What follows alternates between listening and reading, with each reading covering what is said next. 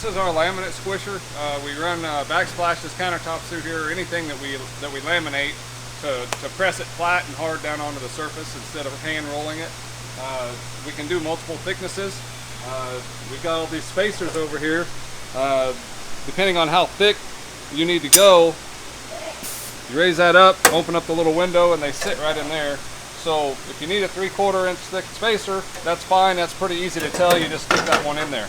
But once you start adding them up and you need 1 1/8 or something, you got to stack them together, measure them. Well, that one's 1.5 inches. Maybe those two are going to be what I need. No, that's only 1 inch. So you're always fumbling with all of them to figure out what spacing you need to put back in there for this thing to work. So I'm going to try to develop something to just maybe color-coded system that tells us with a chart over here an easier, quicker way to do this. Okay, we're over here in the countertop department at this is our squisher for our laminate countertops. Before we've got these little spacers that go in here to tell us how thick our countertops are. A while back, about a month ago, I made a little color chart to tell you what spacers to use depending on how thick your countertop is. What I did before was you open up these little hatches over here, pull out your spacers, and they're all color coded, which is working great.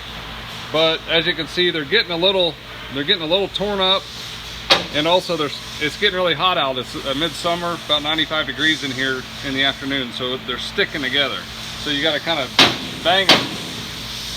See how those are stuck real good, and get them pulled apart. So that's kind of not taking, it's taking a little bit longer to do. So I came up with a quick fix.